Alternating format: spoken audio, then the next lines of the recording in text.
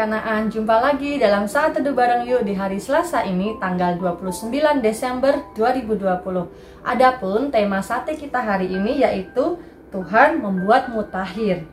Teman-teman, Imamat 14 terdiri dari 57 ayat. Tapi kita akan fokus mulai ayat 33 saja ya. Isinya tentang peraturan mengenai hukum tentang orang yang sakit kusta pada hari pentahirannya serta tanda kusta di rumah. Mirip dengan COVID-19 ya teman-teman. Mencegah virus semua harus dicuci bersih, pakai masker dan jaga jarak. Jangan anggap enteng. Intinya, jangan menganggap remeh hukuman Allah. Allah menuntut umat perjanjiannya untuk taat kepadanya.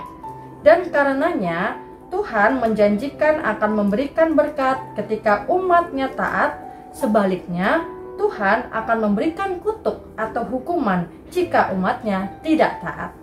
Mari kita membaca Imamat 14 ayat 33 sampai dengan ayat 57. Firman Tuhan berbunyi demikian. Tuhan berfirman kepada Musa dan Harun, apabila kamu masuk ke tanah Kanaan yang akan kuberikan kepadamu menjadi milikmu, dan aku mendatangkan tanda kusta di sebuah rumah di negeri milikmu itu, maka pemilik rumah itu harus datang memberitahukannya kepada imam. Ada kelihatan seperti tanda kusta di rumahku. Maka imam harus memerintahkan supaya rumah itu dikosongkan sebelum ia datang memeriksa tanda kusta itu, supaya jangan menjadi najis segala yang ada di dalam rumah itu. Dan sesudah itu barulah imam datang untuk memeriksanya. Kalau menurut pemeriksaannya tanda pada dinding rumah itu merupakan lekuk-lekuk yang kehijau-hijauan atau kemerah-merahan warnanya yang kelihatan lebih dalam dari permukaan dinding itu, imam harus keluar dari rumah itu, lalu berdiri di depan pintu rumah dan menutup rumah itu 7 hari lamanya. Pada hari yang ketujuh, imam harus datang kembali. Kalau menurut pemeriksaannya tanda kusta itu meluas pada dinding rumah, maka imam harus memerintahkan supaya orang mengungkit batu-batu yang kena tanda itu dan membuangnya keluar kota ke suatu tempat yang najis. Dan ia harus mengikis rumah itu sebelah dalam berkeliling, dan kikisan lepa itu haruslah ditumpahkan keluar kota ke suatu tempat yang najis. Dan orang harus mengambil batu-batu lain, lalu memasangnya sebagai pengganti batu-batu tadi, dan harus mengambil lepa lain dan melepa rumah itu.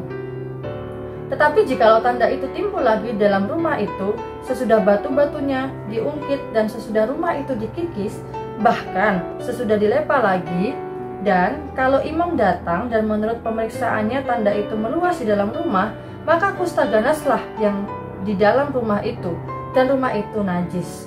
Rumah itu haruslah digembok, yakni batunya, kayunya, dan segala lepa rumah itu, lalu dibawa semuanya keluar kota ke suatu tempat yang najis.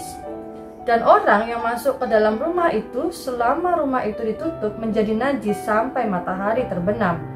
Dan orang yang tidur di dalam rumah itu haruslah mencuci pakaiannya. Demikian juga orang yang makan di dalam rumah itu haruslah mencuci pakaiannya. Tetapi jikalau imam datang dan menurut pemeriksaannya tanda itu tidak meluas dalam rumah itu, sesudah dilepa, maka imam harus menyatakan rumah itu tahir karena tanda itu telah hilang. Kemudian, untuk menyucikan rumah itu, haruslah ia mengambil 2 ekor burung, kayu aras, kain kirmizi, dan hisop. Burung yang seekor haruslah disembelihnya di atas belanga tanah berisi air mengalir.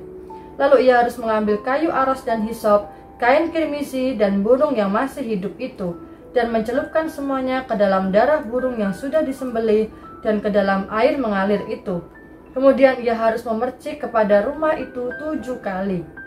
Dengan demikian ia harus menyucikan rumah itu dengan darah burung, air mengalir, burung yang hidup, kayu aras, hisop, dan kain kirmizi.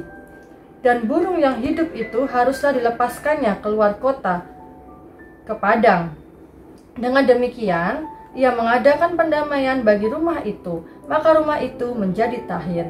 Itulah hukum tentang setiap penyakit kusta, kudis kepala, tentang kusta pada pakaian dan rumah, tentang bengkak, bintil-bintil, dan panu, untuk memberi petunjuk dalam hal najis atau dalam hal tahir. Itulah hukum tentang kusta. Teman-teman, Nats ini menjelaskan proses pembersihan kusta di rumah orang Israel ketika mereka sudah masuk ke tanah Kanaan. Jika terhadap pakaian bisa dibakar, lalu bagaimana yang menempel di batu? Batu-batu yang terkena kusta harus dikikis supaya tidak merambat ke batu-batu lainnya. Kalau ternyata masih juga merembet ke batu-batu lainnya, rumah itu harus dibongkar total. Intinya teman-teman, umat Israel tidak boleh membiarkan hal apapun dari luar menajiskan mereka. Rumah yang najis, maka orangnya juga najis. Sama seperti orang yang telah sembuh dari penyakit kusta harus mengikuti proses pentahiran bagi dirinya. Rumah juga demikian. Tujuannya jelas, supaya rumah itu kembali bersih dan boleh dipakai umat Tuhan sebagai tempat tinggal. Hal itu harus diberitahu kepada imam ya guys ya. Lalu imam memerintahkan supaya burung yang seekor disembelih di atas belanga tanah berisi air mengalir, dan ia menyucikan rumah itu dengan darah burung, air mengalir, burung yang hidup, kayu aras, hisop, dan kain kirmizi.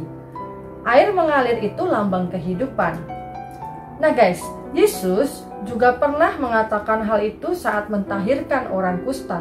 Katanya, "Pergilah, perlihatkanlah dirimu kepada imam, dan persembahkanlah untuk pentahiran persembahan seperti yang diperintahkan Musa, sebagai bukti bagi mereka." Maknanya teman-teman, jika kita telah berbuat sesuatu yang tidak berkenan kepada Tuhan, maka kita juga harus cepat-cepat datang kepada Tuhan untuk didamaikan kembali, agar kita kembali menikmati penyertaan dan berkat Allah. Ayo guys, tinggalkan kenajisan, supaya tidak seperti COVID ia menjalar ke seisi rumah kita. Lahirnya Yesus telah melahirkan kita. Selayaknya lah kita menjaga agar kita tetap menguduskan Kristus di dalam hati kita. Kita yang berdosa dan telah dipulihkan oleh pengampunan Tuhan, hendaklah selalu berjaga-jaga dengan terus memelihara persekutuan intim dengan Tuhan dan sesama anggota keluarga agar semuanya tahir. Selamat Natal ya teman-teman, Tuhan memberkati. Halo teman-teman, itu tadi saat teduh kita hari ini. Sama seperti COVID-19 saat ini, penyakit kusta zaman itu juga merupakan hukuman dari Tuhan kepada bangsa Israel. Yang pada intinya teman-teman, jangan pernah kita meremehkan hukuman dari Tuhan. Jika kita berbuat salah, yuk kita cepat-cepat balik lagi kepada Tuhan dan meminta pengampunan daripada Tuhan, sehingga kita boleh kembali menikmati berkat dan penyertaan dari Tuhan. Untuk menutup renungan hari ini, yuk kita sama-sama berdoa.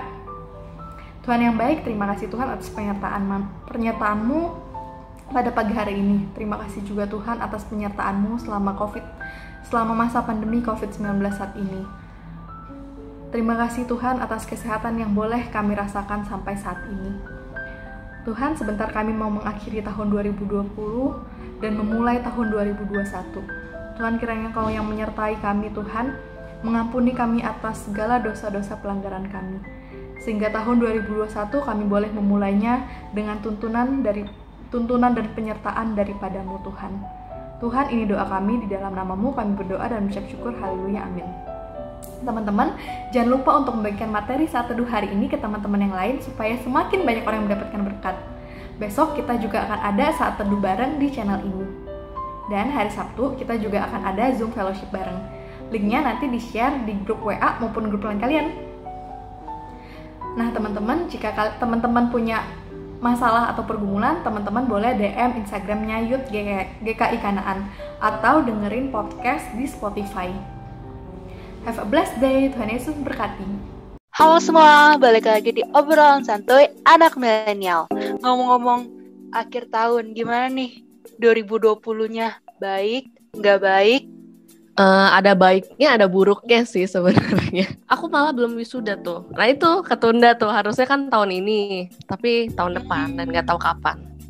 Oh iya, kok gimana sih cara kita tuh menerima hal-hal itu gitu? Misalnya tadi ketunda atau nggak kerealisasi itu gimana caranya? Iya, satu hal yang kita perlu belajar barengan ya. Berarti kita harus memahami yang namanya waktu Tuhan. Karena kan seringkali kita cuma maunya iyanya doang kan.